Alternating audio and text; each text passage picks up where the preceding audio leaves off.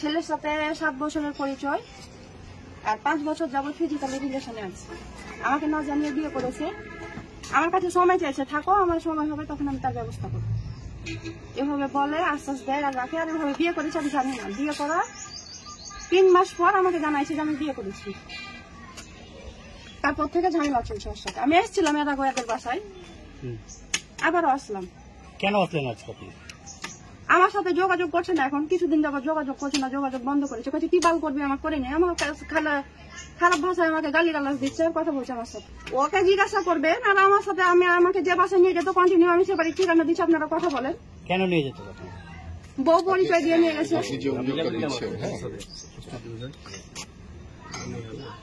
বললে না তোমার ভাই বলতে পারবে, ঠিক আছে? তোমার ভাইয়ের মুখোশ খোলার জন্য আজকে এসেছি। বাজে ভাষায় কথা বলি না, তোমার ভাইকে ডাকো, সামনাসামনি কথা বলি, ঠিক আছে? আর কোথায় নিয়ে যেত আমি ঠিকানা দিচ্ছি, ফোন নাম্বার দিচ্ছি, চলে যাও। দরজাটা লাগানো থেকে লাগিয়ে দে, দরজা লাগাতে হবে না। আমাকে আমার পাপা সম্মান দিবে। আমার সাথে এতদিন যাবত রিলেশনে ছিল, না জানে আমাকে বিয়ের প্রতিশ্রুতি দিয়ে রেখেছে। আমার হাজবেন্ড মারা গেছে 7 বছর হলো, জানে শুনে আমার সাথে রিলেশনে আছে। আমার ছেলে আছে সেটাও জানে। আমার বাড়িতে বলছে যে এখন ঢুকুন, তো বলছে জানে না। খুব বলছে আমাদের ছেলে জানে না যে আপনার ছেলে আছে। আমি এর আগে আমাকে টাকা দিয়ে এসছে ও নিজে থেকে। অনেকদিন যাবো তার সাথে আমার পরিচয়। আমার বিয়ে করতে হবে। ছেলে যখন বিয়ে হয় তখন আপনি কেন আসেন? আমি জানি না, আমি জানতাম না। 3 মাস হয়ে গেছে, জানেন না? 3 মাস পর ওই জানালছে আমাকে। এখন বাসায় নাই তাই তো বলছে, তা বলতে পারবো না। তার পরিবারের লোকজন বলছে যে আসলে এরকম কোনো ঘটনা না। তো ওইটাই তো, ওই জন্য তো বলছি যে ছেলেকে ডাকেন, ছেলের সাথে সরাসরি কথা বলেন। আর আমি ঠিকানা দিয়ে দিচ্ছি যে আমাকে যে বাসায় কন্টিনিউ নিয়ে যেত আমি সেখানকার ঠিকানা দিচ্ছি। তাহলে আমি না হলে আমি বলতে পারবো? আমি কি বলতে পারবো যে আপনার বাসায় আমাকে নিয়ে যাই? বিয়ে করেছে, আমাকে বিয়ের আশা দিয়ে রেখেছে, আমাকেও বিয়ে করতে হবে। আমি তো বউ ছাড়তে বলছি না।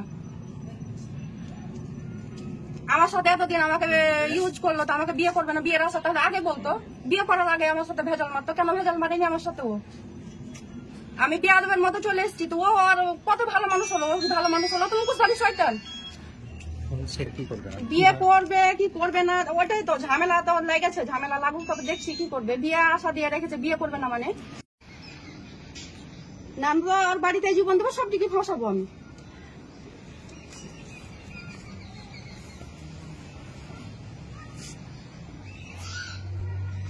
আমি আর আবার এসেছিলাম, আমার কাছে সময় চেয়েছিল।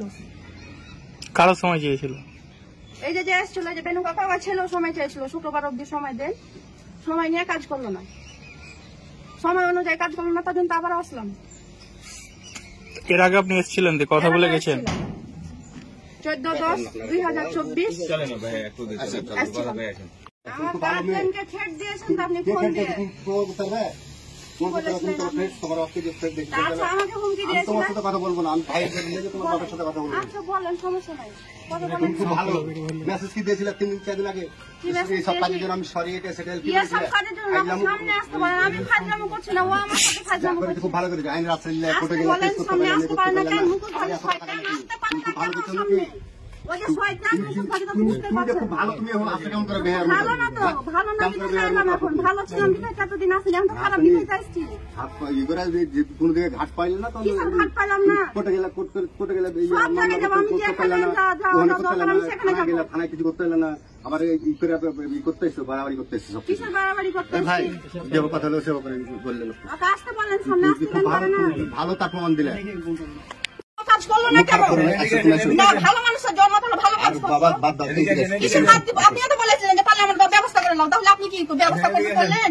বলেছিলেন তো আপনি। তুমি চলে এসো, তুমি আসো, এদিকে এসো। আমি যাবো না ওইখানে, আসতে বলেন। খালে খেয়ে দুয়ারি দাঁড়িয়ে আছে, আসতে বলেন। ওকে বললাম না যে জীবন দিব।